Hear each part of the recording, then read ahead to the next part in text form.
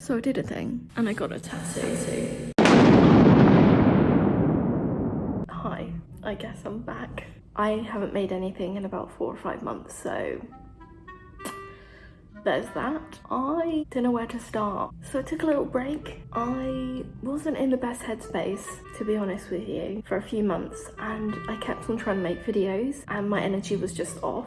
They ask you how you are, you just have to say that you're fine when you're not really fine, but you just can't get into it because it felt really false, and that's not what I wanted to portray. So I never posted anything. It's day 500 in lockdown 3. I should do something with my life. I'm not sad. I'm not, I promise. Yes, I am hopeful for today. Take this music and use it. I wanted to get myself into a better headspace and mood before I came back and started creating things again. And I think I almost started to forget about YouTube, and I kept putting it on the back burner. And then I saw one of my neighbours, the one that complained about the noise, in the lift the other day, and he watches the vlogs, so that was fun. Hi, hello. I promise I'm not an asshole. I thought I'd just bite the bullet and start creating stuff again. I keep getting in my head about it. I've been worried because I felt like I put on weight. I felt really out of shape. I felt bloated. I felt mentally like I wasn't in a good place either, and I felt like it just came across on video a lot, like my energy wasn't there. But I knew I needed to get a handle on it before I made anything worse for myself in terms of my mental health or my physical health. I started a new job in March, 2 new jobs actually, which I think having that routine helps me to be in a better mental headspace. And when I say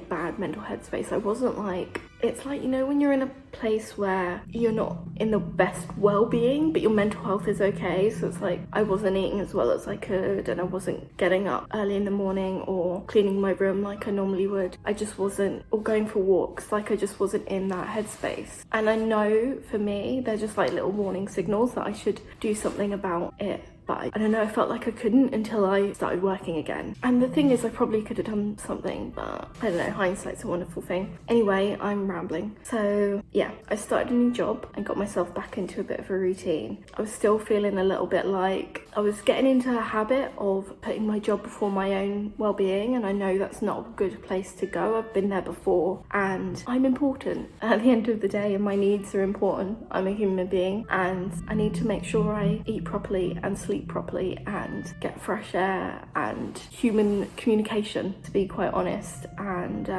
it took me a while to figure that out, so I did something about it. So I did a thing that I've been wanting to do for a while. I got a tattoo. Here's one of them. This one is a triangle, obviously, and it's about Maslow's hierarchy of needs. If you don't know what that is, I will show you. Maslow's hierarchy of needs is basically everything that a human needs in terms of needs. That didn't make any sense whatsoever. I don't know what I'm talking about. I don't know. I'm just sat here rambling. But I was feeling a bit stuck. I didn't know what to do to get myself out of the rut, right? I wanted to do something that meant something to me and that helped me deal with things like anxiety and looking after my own needs every day. What I used to do when I was unwell and not in the best space mentally, I used to write on my wrist every day, a little note to try and help me with my anxiety, or to help me figure out, or to help me take care of my own needs. And honestly, there were points where that really helped keep me going. Really, it's there to remind me that what I need to exist as a human being is important, and I should take care of that, because I don't know why, but it's easier sometimes for me to try not to exist too much.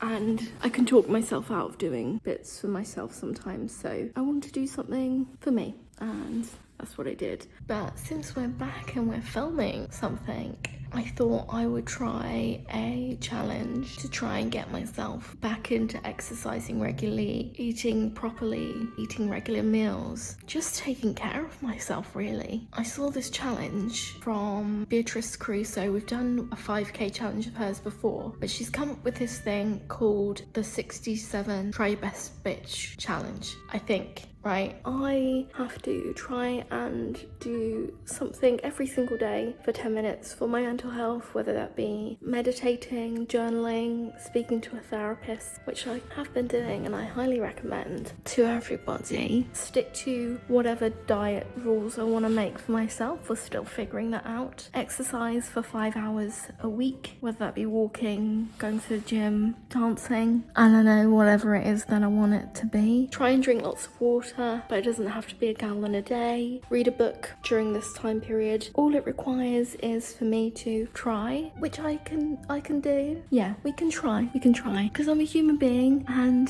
I never get these things 100% right, but the least we can do is try, right? Anyway, I'm waffling. So we're trying the 67 Try Your Best Bitch challenge. I will let you know how it goes. I might just share with you as we go along. Should we do that, or do you want the video at the end? I don't know. Tell me what you want, what you really want. I will see you in the next one. Anyway, I'm back. I'm in good mental health-ish kind of thing. I have a job right now.